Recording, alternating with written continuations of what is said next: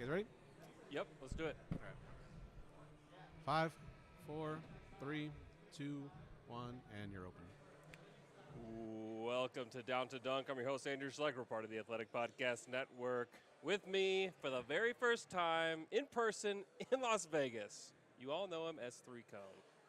Thanks for coming on the show. Yeah, of course, man. Appreciate you having me on. Cool to be out here at Vegas. This is my 3rd year out here at Summer League, and we're just hanging out in the loyal fan section with the Thunder, which was awesome. So, yeah, it's been a great time so far. Appreciate you having me on. That was one of the redeemable things about the game today, was that there was a loyal fan section for the Thunder game, which was really cool. I mean, there were a lot of Thunder fans. Did it surprise you how many there were? Yeah, no, I rolled up and I was like, okay, I'm thinking maybe about like 20 or so. Yeah. And it was a ton of people there. Yeah. It was crazy. Yeah, people were like getting worried, like, are we all going to fit in this section? And like, I don't think it was what the Thunder were expecting. I think that the Thunder fans really rolled out today, which was cool to see. Yeah. Thunder fans always seem to show out wherever it's at. Yeah, it's pretty crazy. However, on the court today, they lost 94-69, which was not very nice. Adam Flagler was one of the bright spots in this game, who was 6 of 7 from 3. He was just on fire, 23 points for him. He was a bright spot. I thought A.J. Mitchell had some nice minutes. I thought that Dylan Jones, who's kind of the guy who I think if you were to peg anybody to play at all next year, he'd be the one. He had some decent minutes as well. What stuck out to you amongst those guys? Yeah, I mean, Flagler was great. Like you said, the shooting was crazy, 6 of 7 from 3. I reached a point where I think I tweeted out, I don't think Adam Flagler's missed a 3 in his entire life. He was just, I mean, when the offense was just, nothing was happening. He was the only one keeping us even within striking distance for a little while. But yeah, Dylan Jones has been great so far throughout Summer League. Loved a lot of his minutes. A.J. Mitchell, it feels like he's almost felt like an automatic paint touch a lot of the times that he's been out there in these Summer League games. The finishing was tough today at some points, but overall, I mean, he's been great putting that pressure downhill and on the rim and stuff. So, yeah, I think those 3 guys in particular were really kind of showing out today, which, I mean, those are the 3 guys who are going to be on the roster next season, so that's good to see. Yeah, those are the 3 that are going to have any chance to kind of crack into the Thunder roster or rotation at all. I still think Dylan is probably the one, and we talked to him a little bit after the game about scaling down and like what that will look like, and he almost acted excited about like the idea of getting to be one. He was very excited about the idea that his teammates were there. You could tell on his face and the way that he answered some of the questions that he was it's still a little bit shocking to him that like Chet and J-Dub are actually his teammates. Yeah, which was cool to see, because That is the strange reality for some of these guys, is that like suddenly you're on this team that you've probably been watching and have been admiring, and like now those are your teammates. And Dylan definitely kind of like peeled back the curtain on that a little bit today, which was kind of cool. Yeah, it's got to be a crazy feeling, like literally just playing in college a few months ago, and now here you are, NBA court, like especially you're at Summer League, like there's all these legends walking around, your new teammates and stuff like that. It's crazy. One thing I will say about Summer League, if any of y'all ever come out here, I've never felt shorter in my entire life than at Summer League, because you will see NBA legends, NBA players. So like true. Usually in my friend group, I'm like one of the taller people, and then I feel like I'm the shortest guy alive walking around here with like 7-footers everywhere. Oh, so it's I too, Dylan, am also starstruck. I got you. I brought my kids with me, and everywhere we go, they're always like on the prowl for like, okay, who's like an NBA player? Who's a former NBA player? What kind of autograph can I get? And the problem is, like, there are like younger people that are coming here because there are agents here, and there are things that they want to accomplish, and they're probably like juniors in high school, and so they're like not people that you should know yet. And so they're always just like, hey, is that guy? That guy's really tall. Is that guy an NBA player? It's like, no. But it's a great environment. Like, this is the ultimate NBA fan environment. It is. There's nothing better, because you can just be walking around the concourse and look, it's Al Harrington just walking around. Like, what is this? It's just it's an absurd time.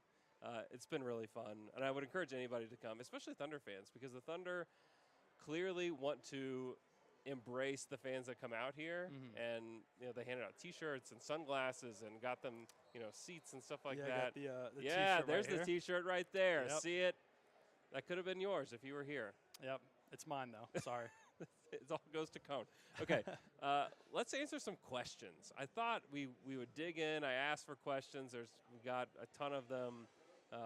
So from loyal listener at 405 fan. Besides the Giddy got hurt year, is there a less interesting summer league team than this? I don't know. I feel like there are definitely some teams like when I'm pretty sure we had Dakari Johnson-led teams back in the day. Like the years we were competing, there are definitely less interesting teams than this. Yes. Since the rebuild, though, and this is what happens, though. Like, one, your number 12 pick is hurt, so he's not playing. Yeah. Then you're talking about the 26th pick in the draft, which on average is mostly not an NBA guy. And then you're talking about a second rounder in A.J. Mitchell, and then a bunch of guys that are hoping to be on the blue next year. Like, this is what happens to good teams. Yeah. Except for the Thunder have the 12th pick in waiting, who will probably play next year. But, like, this is kind of more normal for what a good team looks like. Like, look at the Clippers right now, like, who don't really have draft picks. They got Kobe Brown playing. It was a first-round pick last year, but they don't have guys because they're good and that they've been good. And so this is just kind of the way that it is. You should be I know that we get a little greedy where it's like, yeah, we have a playoff team. We're going to be the best team in the West, but we're also going to have a great summer league team. Now, that's probably going to be next year where, like, summer league could be really exciting again next year. But I understand you're paying 405 fan, but I think this team could still have a little bit more juice to them in the next few days. Yeah, I think we got spoiled. Like last year, Dub was out there for like the first game, but then like Chet being out there, and yeah, it was definitely not as much juice this season as last year. But yeah, I think we take it for granted a little bit. Oh, without a doubt we do. Yeah. At Carson_OKC, which is my guy Carson Cunningham. I'm not used to reading that name from you, Carson. It's usually KOCO something. Is Dylan Jones a guy? I think he's a guy. Okay. Cone thinks he's a guy. I think he's a guy. Make the case. I've become a big fan of his so far. It just feels like he feels very unorthodox in a lot of ways. Like when you watch him, it doesn't feel like his handle isn't the craziest thing, but he's always somehow getting to a spot. A lot of the jumpers he was making today, like those pull-up mid-range jumpers, like just creating an inch of space and knocking down those shots, like that was really impressive. I like the vision on a lot of his passes too. I know people have complained about the rebounding a million times over the past season, and I know he's not like a 7-footer or anything like that, but I've been impressed by some of his rebounding too. Like, I don't know if he's like an eventual starter for this team or anything like that, but he does feel like a guy like you were talking about earlier. If anybody out of these three players playing right now between Flagler, Dylan Jones, and A.J. Mitchell, if any one of them were going to get minutes this upcoming season, I do think it would be Dylan Jones, just because it feels like a guy that very steadying presence kind of feel to his game. Yeah, he's physical.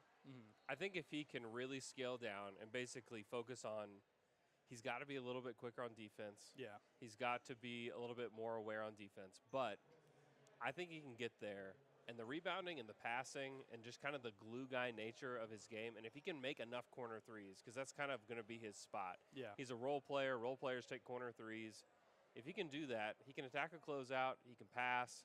He can do all these like role player things. And he's also a new age role player, because I think that's something that's changing with the NBA right now. And I've talked to a lot of people about this over this weekend, is that the standstill guy that just defends and shoots corner threes only and can't do anything else, their value is just dropping like crazy. Yeah. Teams don't want them anymore.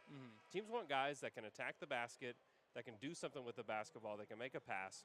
They don't want just the 3-and-D guys anymore. You have to do more. And I think that's where Dylan Jones can potentially do more. But he's got to be efficient. He's got to be good on the catch and shoots.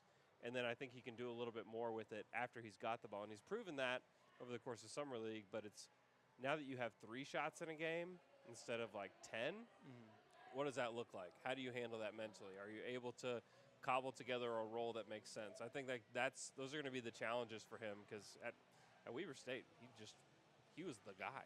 He did everything. He was not a guy. He was the guy. Yeah. So I think he's got a chance to get there, but I need to see it. I need to see it at the NBA level. I also love his mentality. He's one of the guys that I love talking to. He's so bright. He clearly understands like what he needs to do.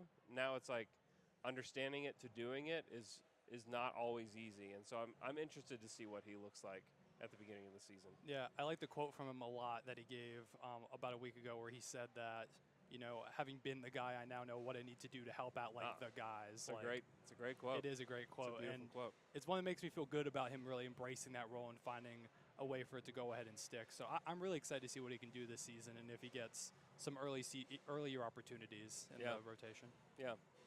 At Alex_Bullerjack, my guy Alex, if they were to fill the last spot, what type of role or position would you want them to focus on? I don't know. It's hard. For me personally, I think I would like us to, and it's hard to just say this because this is a guy everybody wants, but I would like a volume shooter of some kind. Okay. Because going up against the Mavericks, I know people talk about like, oh, the rebounding and stuff. Really, the reason we lost is because we forgot how to shoot threes. Really. Totally. And again, I know it's way easier to just say, oh, go get a volume 3-point shooter than to actually get one. Yeah. But I would like to see, maybe this is something more like towards the deadline because I expect us to just keep that spot open going into the season. Yeah. But a volume 3-point shooter, just adding somebody that can reliably knock down those shots, especially when we get to the playoffs, that would be cool. Because I think with Hartenstein added in, we don't need another big between him and Chet. We're fine there. Yeah. I think we've got a decent bit at the wing position. It's tough because this roster does feel really deep already to kind of take a look at who we would need specifically. But I guess that's kind of our role, whether that is a wing or a guard. I know people are like, oh, not more guards. It's crazy because last year we draft Kaysen and everyone's like, not another guard. And then he was awesome. And this year we draft Topic and it's like, not another guard. I'm like, God, you have to learn from your mistakes. Yep. So. Yeah, that's exactly right. Any names that come to your mind when you're thinking of a volume shooter? I'm trying to think of guys out there on the market right now. Like, I know Gary Trent Jr. is a name that's been floating around. Yeah, he's out there. Yeah, it seems like Philly. I saw some report that that's a guy they're interested in, which wouldn't surprise me if it was like a spot from the land. Yeah. But yeah, he's the first name that comes to mind. I think most guys you would get to probably fill that role reliably probably have to come through a trade, though. Yeah, that makes sense. At Francis OKC, percentage chance that Ousmane Dieng is on the roster in the 25-26 season. Look into your crystal ball cone and tell me what you see. Percentage chance. I would do the thing where it's like your phone battery percent gives you the percent chance, but I know right now it's on like 8%, and I don't want to do that to Ooze. Let's see what mine is. 31? Is that better for you? Yeah, because I think mine is officially at... I like that game. That's good. 6%. Okay, it's gotten worse. Yeah, Ooze might be in trouble if that's the case. Yeah. Going into next season, 25-26, I'm going to say, I'll say 50-50. Yeah. I think I'm going to go with that. I do feel like if we make another trade, like a big trade of some kind, Ooze is one of the guys that's going to be on the move. But, I mean, I think it just comes down to this season. This feels like a like make it or break it type of year for him if he's going to be in the rotation.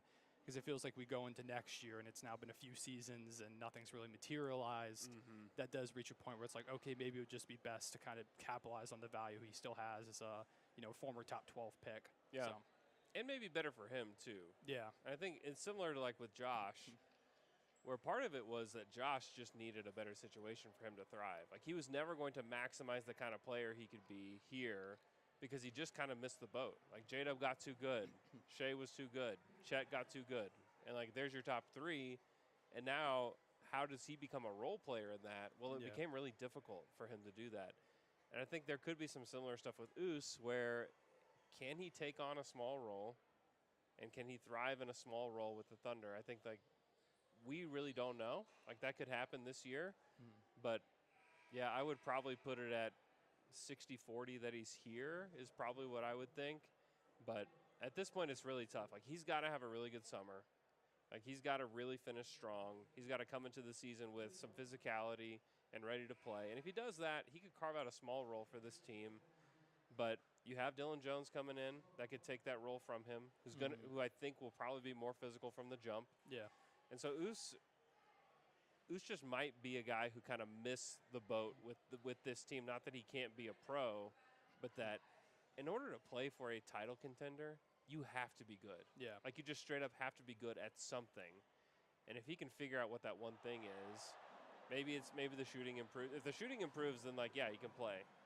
But if the shooting doesn't improve, it becomes pretty difficult for him to make a lasting impression on this roster that goes into the playoffs. Yeah, it's really tough because, I mean, he's drafted, we're still in the rebuild, and then it's like immediately we're out of it. Yep. Like, it just, like you said, same thing with Josh. It just becomes such a quick turnaround with this team that's like pretty unprecedented that he, like you said, might just end up missing the boat a little bit. At JGG512, would you predict that Kenrich, Jay Will, and one of the two ways, who do you see as the most likely to actually be a meaningful part of the back end of the rotation? You can also certainly guess it would be someone through the use of the room exception, a sign or trade or otherwise. So Kenrich, Jay Will, or a two-way guy. Who would you predict? I would probably say Kenrich, I think. Okay. Yeah. I want to say Jay Will because he played like the most out of him and Kenrich a lot of last season. But I think with Hartenstein, it's just going to be tough for him to get consistent minutes out there. Yeah. And I do feel like if we need just somebody to come off the bench and, provide a little bit of physicality and some defense, I think it's probably Kenrich. Yeah, and he's a little bit more versatile. And they're at the point now that they have Hartenstein and Chet. Like, I think that the minutes for Jay Will are going to be hard to come by when those guys are healthy. Yeah. And so I do think that there's minutes at the forward spot. And I think a lot of times we'll jump to Dylan Jones will get those minutes. Well, we forget about Kenrich Williams. And some of the reason we forget about Kenrich is that he just didn't really play in the playoffs. Yeah. It's kind of easy to forget about him. But he could come into next year and just kind of eat some regular season minutes and kind of help this team along and provide some physicality. And, I mean, it wouldn't shock me if he played more in the playoffs this coming year than he did last year. And for some people, I'm like, that makes no sense at all. It doesn't really make a lot of sense to me either. But I've just always thought that Kenrich could contribute in the playoffs. Sure. And I didn't really understand why he didn't get more of a chance. But that's just me. I don't know. Let's see. At nickel forward, one of the main reasons I think that we don't have a championship in OKC from the Russ KD era is actually partly because of injuries in certain seasons. True. Yeah. Do you think that Presti's planning for that this time and is willing to make in-season trades, or will he just roll with the punches?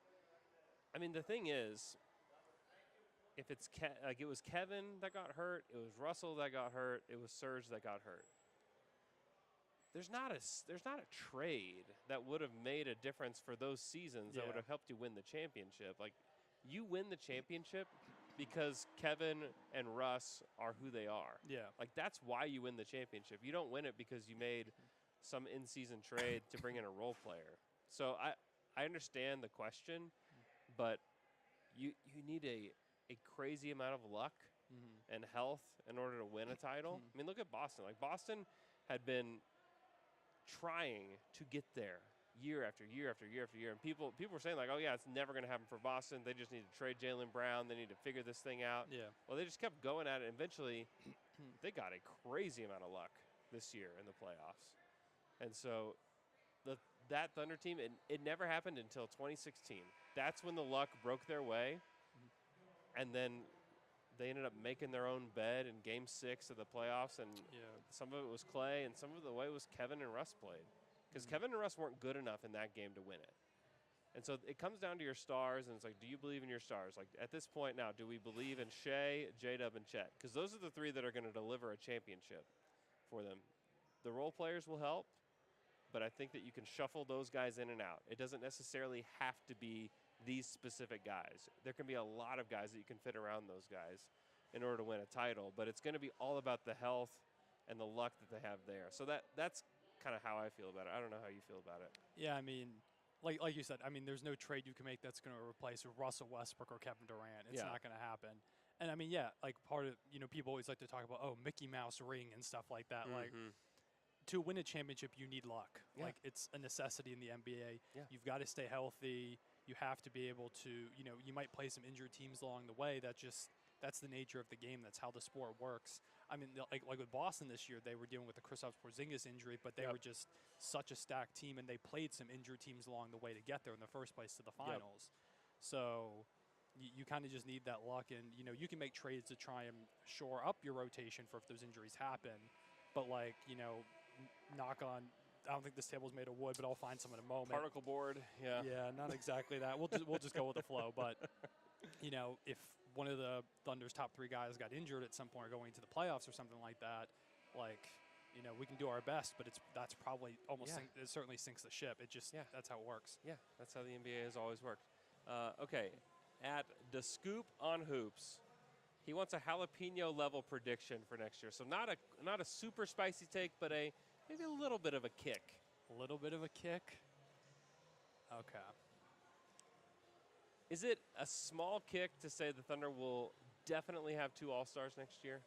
I think so. With the talent in the West, I think that's somewhat spicy. Okay. Well, that's mine. I don't know what. I mean, it'll be Shea, and actually, like my kids ask me this all the time, like, when is J-Dub going to be an All-Star? Like, when is Chet going to be an All-Star? I'm like, I don't know, guys. And they're like, well, who's going to be one first? I'm like, honestly, like, what do you think about that? Like, I don't even know how to predict. My answer has been Chet, but I could see J-Dub blowing up next year and just being a much better player. Like, I don't know where you fall on that question. Yeah. Between Chet and Dub, who would be like an All-Star first? Yeah. I guess I would probably lean Chet just because I think there's less competition at like just the pure center spot than like all those other spots in the lineup. So yeah, I think I'd lean Chet a little bit. Plus, I just think the defensive impact. Say we go into next season, the Thunder are like the best defense in the league, and Chet's getting some depoy hype. Like, I think that could be a world where Chet kind of gets that love. And then my jalapeno take. Thunder win 62 games. Ooh, that might be a little spicier than jalapeno for me. It's one of those jalapenos that has like a lot of the seeds. There's in a lot it, of so seeds in that jalapeno, my friend. It's really spicy. At Mr. Thunder 0, what do you think is the starting 5 on opening night? After the Caruso trade, I was certain that they wouldn't start 4 guards, but I think they will go with SGA, Dort, Caruso, J-Dub, and Chet.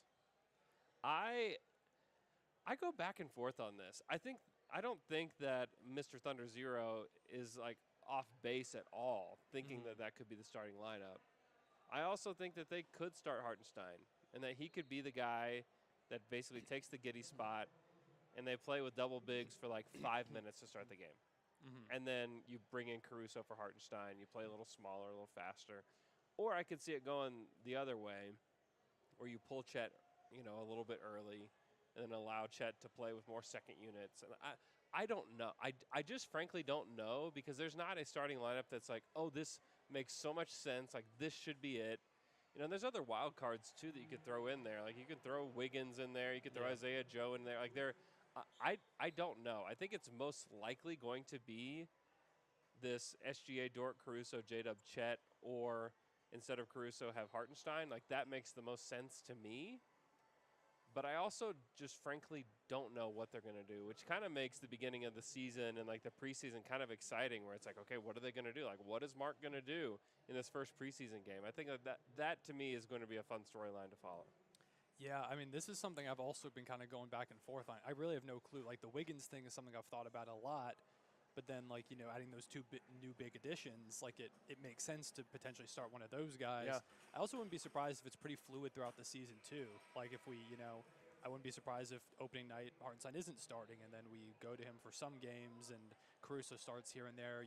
Mark loves to do his experimenting, so that wouldn't surprise me either. I think it's going to be one of those things that's fluid, and it could just be situational. We play Minnesota, we start the double bigs with Chet and Hartenstein, so I guess we'll have to wait and see. I guess if I make a prediction, I would probably say that lineup with Caruso in it. I think that's the way I've kind of been leaning a little bit, but I guess we'll see.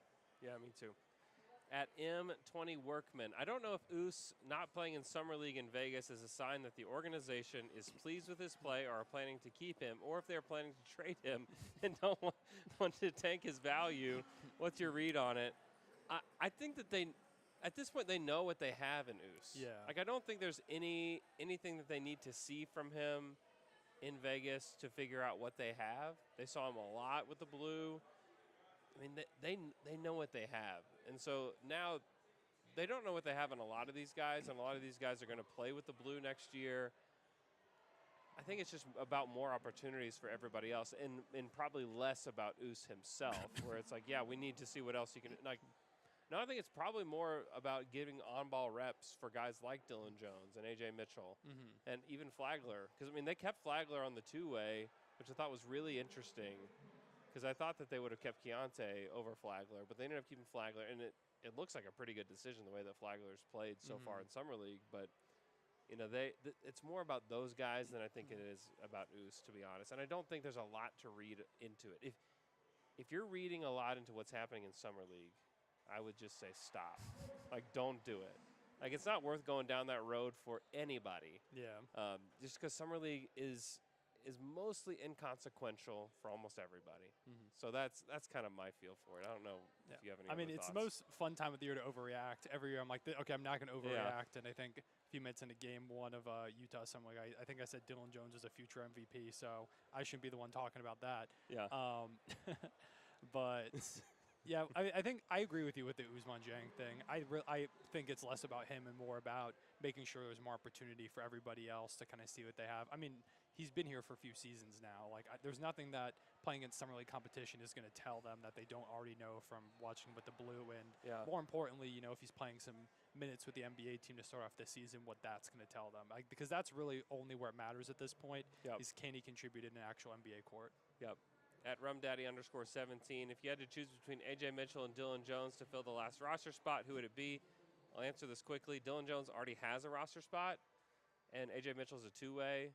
So they're going to carry those guys like that into the season, and then they may have just an empty roster spot, or they could sign a free agent. It's not going to be, and I don't know if we have a question about this, but I think it's a good time to bring up Mike Muscala. Oh, I am Kevbot says, is there a chance that Moose sticks with OKC and joins the front office of the coaching staff? I don't think right away he's going to do that. I thought like maybe they just bring him back, give him a league minimum, and let him just kind of hang around the team because I think he's just good for the locker room. He's good for the vibes. Like, he's just a good person to have around. Yeah. And you can just never have too many of those guys. But Mike Muscala retired, told the Oklahoman today, and he said he's going to go pursue a master's degree in sports management or coaching or something. And so I think he's probably going to take some time away. And then would it surprise me to see his name pop up again in the next couple of years? It would not at all. Like, he loves the team. That is reciprocated. It would not surprise me if he was a scout for the Thunder, if he was an assistant coach, or if he was the coach of Summer League here in 2 years. Like, that wouldn't surprise me. I think he's got the personality for a lot of those roles, and so I think he's going to have his choice. So, yeah, I mean, Moose is a great guy.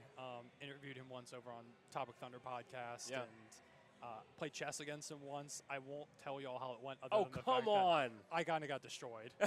That's why I wasn't going to say anything. But yeah, he is. You can tell by how. I mean, I didn't stand a chance. It was not even close. I love it. I've gotten better since then, though, so maybe I'll have to ask him for a rematch. But, Moose is an awesome guy. Like, congrats to him on retirement and everything like that. I'm with you. I think it's pretty likely he ends up doing a front office thing. I think it just feels right. It feels like one of those situations where it's going to continue past, him eventually getting his grad degree, which is super cool, too. So congrats to Moose. I love Moose. He was always easy to talk to, as you know. Like, just an absolutely great guy, and I'll miss him being in the locker room. He's just a fun guy to have around. Let's see, lots of Oos questions. Let's see. Think of a card. Thoughts on Chet and Ihart splitting the center reps 50-50-ish and closing with a hot hand. Chet plays much better when he's fresh. His made threes mostly coming early in halves, and then noodle arming flat threes in the second and fourth quarters. As his stamina increases over the next 2 years, does his playing time also increase? I think that's part of this is that they signed Hartenstein because I think that they think he can play next to Chet. I think that obviously he was like the best backup center in the league last year. I think like he's going to help in both those departments. Chet was also a rookie coming off an injury and is like learning how to play in the NBA. Like part of like that fatigue is just like not really his body, not even like really understanding like how the wear and tear of an NBA season can happen to you. I would be surprised if Chet played all 82 next year. I don't think like it should be a goal of his. I think he even talked about how there were games where he could have rested, but it was really something he wanted to do. I think like that could be important. I think that obviously Hartenstein being there gives them a much more viable option at the center where they don't feel like they have to give Chet so many minutes. But at the same time, Chet didn't play 30 minutes a game. So I think some of that's just being a young guy. Like, young players do that. I mean, go look at what Kobe Bryant did in his first playoff series against Utah. Go watch it. Kobe Bryant short-armed everything in that series. It was horrible. We're talking about one of the best players of all time. Yeah. And he has said this in many interviews, that he had to go back and learn what his body needed to do in order to maintain, good performance throughout the season. And I think Chet has to go through the same thing. You can't skip steps. Like, you can't skip past that. Even though, like, Kobe learned that lesson, but you can't learn it until you go through it. And I think it's the same with Chet. So I think Hartenstein will help with that, but I think it's more so that Chet just has to learn how to be an NBA player and how to work out as an NBA player and what it takes and how does your body feel after 60 games? I mean, like, we don't know that, but, like, Chet learned that this year. And so it's important for him to be able to take that information in and then bring it into year two. I think that's why a lot of these really good players make these jumps. It's like, not only are they better basketball players, but they just understand, like, what the demands on their body are throughout this time. And so I think he's one of those guys that is so crazily driven that I think he's going to figure it out. But that, to me, is probably bigger than the Hartenstein thing. I just believe in Chet the player, and that Chet is just going to be, I think he's going to be unbelievable this year. Yeah, and I mean, like you said, coming off a season-ending injury, 82 games, being the rim protector for this team, it's a lot. Yeah. It is a ton. Also being asked to, stretch the floor and play all these different roles, be like a Swiss Army knife for us defensively. I think that's the big thing with having Hartenstein now, is that he can rest games, and we've still got a good chance because Hartenstein can now step into the starting role. I don't think as much we're going to see, like the question said, closing games with whoever has the hot hand. I think Chet will close games, or we'll do the double big thing. But I think it's more so helpful that now Chet can rest and doesn't have to play every single game for around 30 minutes because now we've got one of the best backup or extra starting bigs in the league, depending on what role he's playing. So Exactly. At Medicine Clam, what is the best food that you have had in Vegas? Anything stick out to you? I need to look up the Italian restaurant. I went to an Italian restaurant at the Cosmopolitan last night, and I don't remember what the name of it is, but I had this braised short rib dish that had crab on it. It was unbelievable. And the bread they had there, they had like 6 different kinds of bread that they were bringing to the table. Damn. It was so fancy. It was so was good. it like a pick your own bread kind of thing? They were like, just to pick one? Yeah, it was great. That's like, awesome. Some had meat in it. Some had like different kind of herbs. It was great. That's crazy. I can't remember the name of the place. I got this like really good like grain like salad bowl kind of thing. I cannot remember what it's called. I can't remember what it was. I can't remember any of the places now. Apparently, they've all skipped my mind. Mine is called Scarpetta. Okay. Is where I went, and it was amazing. And then I always recommend going to Momofuku if you're in Vegas because it is like some of the best ramen that you can get in the world. It was so good. There was also this smoothie place. I think it's called Happy Lemon, I believe, that had like this mango smoothie. Oh, dang. I'm a big smoothie guy. Yeah. One of the best smoothies I've had in my entire life. It like hits so hard. So if you're into smoothies, I recommend that. I'm very into smoothies. I need to go check that out. Okay. At armchair_QB69, the Thunder sign a DeAndre Jordan type of player. Then they can run out a lineup of Shea, Dub, Big C, iHeart, Chet. If iHeart can shoot 35% from 3, could this lineup be potentially dominant? I don't think the Thunder are going to zag so hard that they're going to play 3 7-footers, but I love the idea because it's definitely out of the box, and I'm not gonna poo-poo it too much because I think it's really awesome, but I would be so surprised if it happened. Yeah, I appreciate the creativity, and I hope you mean DeAndre Jordan type player. I hope you're saying like All-NBA first team DeAndre Jordan and not 2024 DeAndre Jordan where he got a contract, and I was like, how does this keep happening? What does he have on the Nuggets front office? Rank these players in terms of regular season minutes for the Thunder from at CMOKC, Kenrich, Oos, or Dylan Jones. How would you rank those 3? Interesting. I think Ooze gets minutes to start the year. I think he's in that. Like he plays a little bit in the rotation. I don't know what it looks like later on in the season. Really, for any of these guys, I think these are all early season kind of rotational guys. I'll go Kemrich 1, I think, because I think there's a chance he's more consistently in the rotation as it gets later. So I'll go him 1. And then I think I'll go Ooze 2, Dylan Jones 3, I think. Those last two feel like they could go either way, though. But I think I'm good with Kemrich at 1. I think that makes the most sense for a team that is going to be in the mix for a top 4 seed in the playoffs. I think it's going to be tough to give Dylan Jones big minutes unless he's completely ready on defense. And I just worry that it may take a little bit of time to get him there. So, like, putting that pressure on him to be, like, the guy. And it's not like we're talking, like, crazy pressure here. But for him to be the guy who has the most minutes of those 3, I think that would be most exciting. I think that's the answer that people want to hear is Dylan Jones.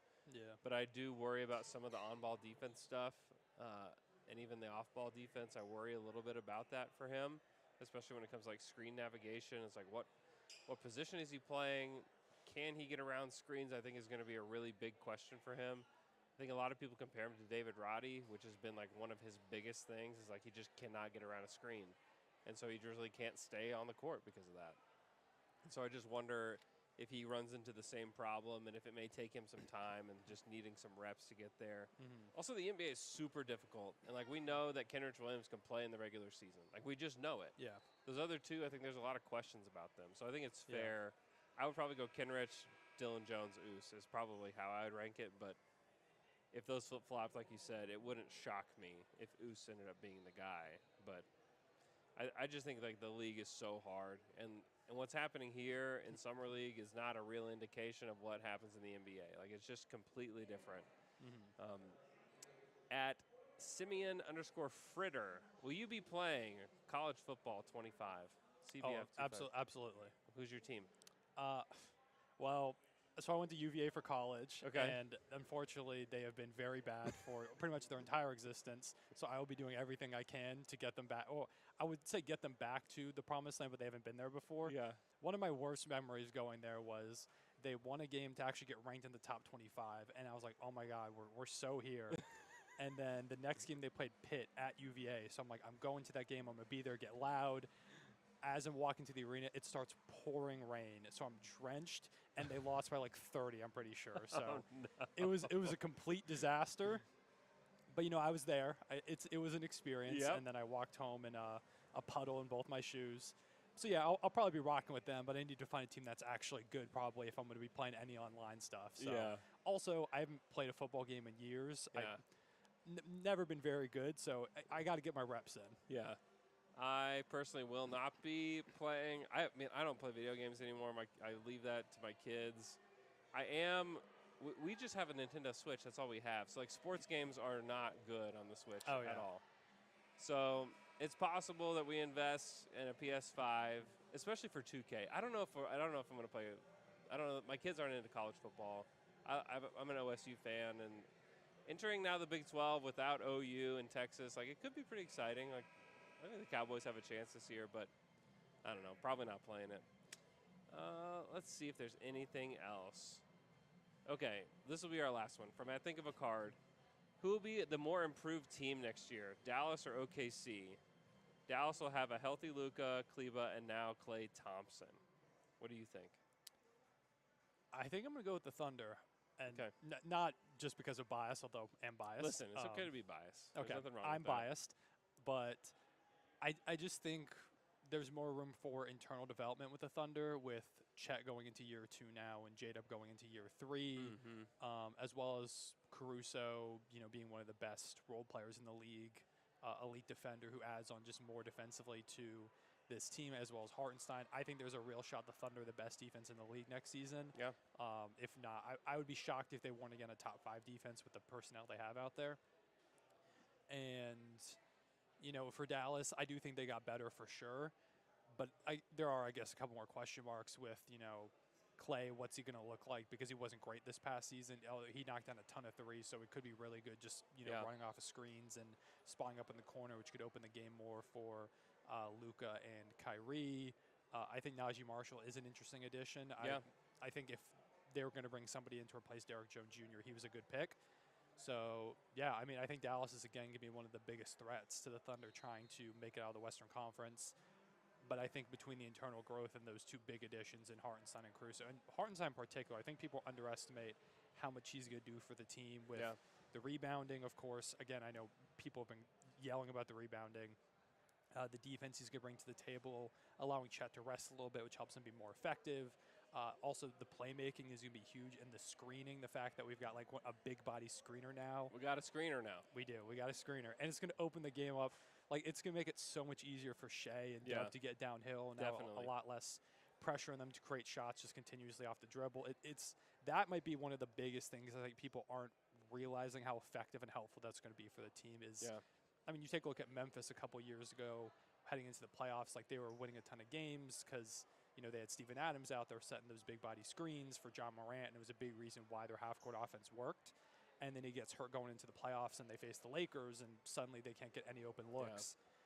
That's going to be huge for the team. Yeah.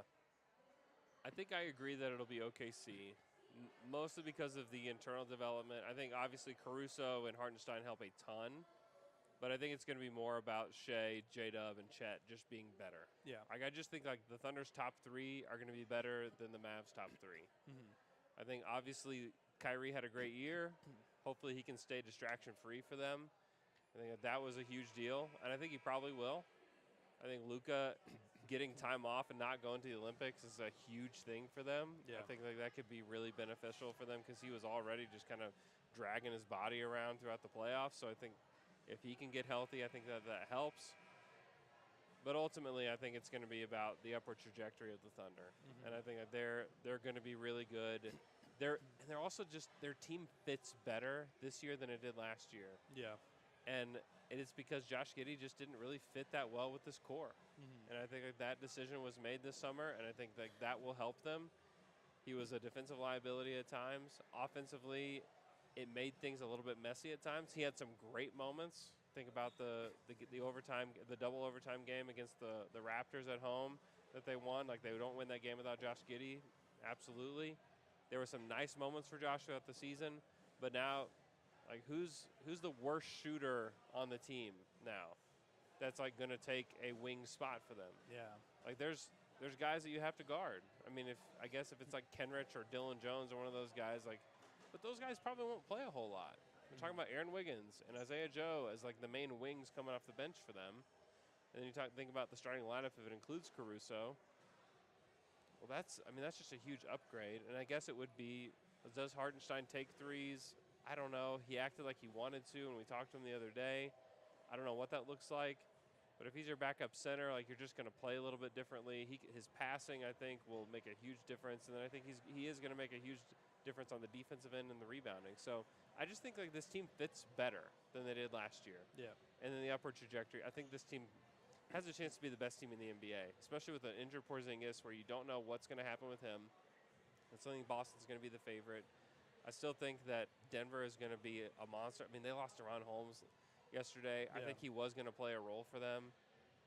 The Nuggets were obsessed with Deron Holmes throughout the entire draft process, and they were so happy to get him, and it is so tragic what happened to him yesterday. Yeah. I hate that happened, but that's just like another blow to what will be a rotation player for them.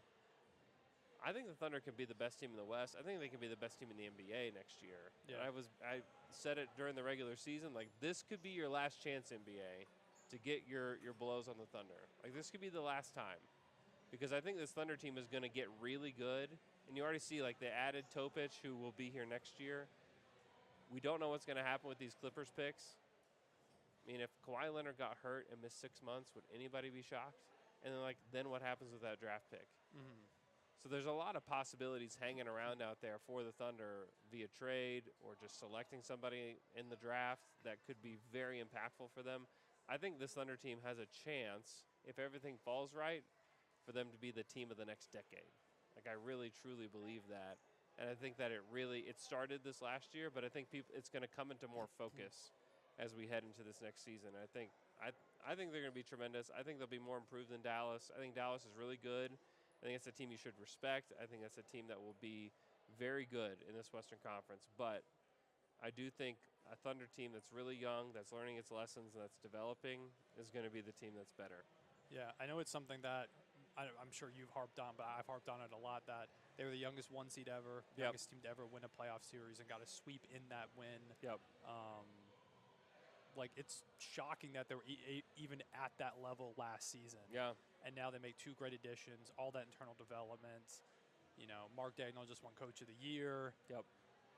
Clippers picks coming up, like you said. I mean, with Paul George leaving now, you got to think about where their future is at. And the Thunder have, you know, selections for the next few years. Like, we've got a Nuggets pick out there, right?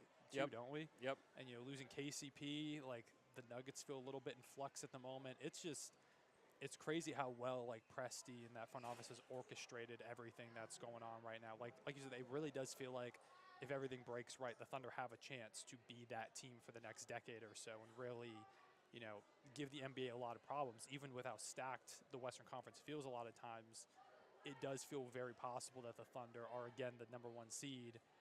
And I think they've got, like, this is their best shot in a really long time at actually having, you know, since 2016, at winning a finals. Yep. I think it's completely realistic to think that that is a real possibility this year. And I mean, 3 years ago, you think about where we were. We're at the end of the season, and you know we've got all these 10-day guys playing. Or there was that last game of the season where Poku and Josh Hall are going crazy against the Clippers, and that's costing us up 1 spot in the draft lottery, and we're all freaking out. Like it's crazy how we went from that like 2-3 years ago to now this. We're like, yeah, the Thunder could win like a few championships in the next decade or so, couldn't they? I know. It has happened very fast. Yeah, I was at that game in person, that Poku game, the Daniel Aturu game. Oh, my and God, just I forgot about that. Burned into my brain. Wasn't Jay Scrub out there couldn't buy a bucket? Oh, yeah. They were doing a masterful job of just tanking that game. And the Thunder I was just like, I cannot believe they can't lose this game. Like, this is unbelievable that this is happening. Shout out to the Clippers, man. That was a masterful job. Masterful job by you. Thank you. On Appreciate down to it, man. dunk. Thanks for joining the show. Of course. Plug whatever you would like to the audience. Thank you. Yeah, so I do my thing on YouTube, 3Cone on YouTube. That's all spelled out, THREECONE. I do Thunder content, but also just general NBA stuff. Yep. I recently signed on with Snapback Sports as basketball talent, so go check that out. Going to be doing some content with them a lot, especially when the season rolls around. You know, Topic Thunder podcast. If you want to hear me talk more Thunder with my guys, go check that out. And then also do some stuff with Bleach Report every now and again. Do some Thunder live streams. So I think 3_Cone over on there if you want to go follow me on that too. So yeah, I think that's everything. I'm so bad at doing plugs. I always forget. Like you did great. I think that's everything. So you did great. You did great on the show too. Very grateful. Thank you, it was fun to see you in person. Really fun to do this podcast in person too. Yeah, man. Go follow everything 3Cone does. It's great content. Thanks for listening to the show. We will be back probably. It might not be till Tuesday. My travel schedule is going to be kind of crazy, and then the rest of my week is kind of shot. So I will do my best to get you guys 3 podcasts over this next week. That is my goal. So I don't know when that will be, but keep an eye out. Hopefully it'll be on YouTube as well. Hope you guys have a great day, and we will talk to you guys again probably on Tuesday.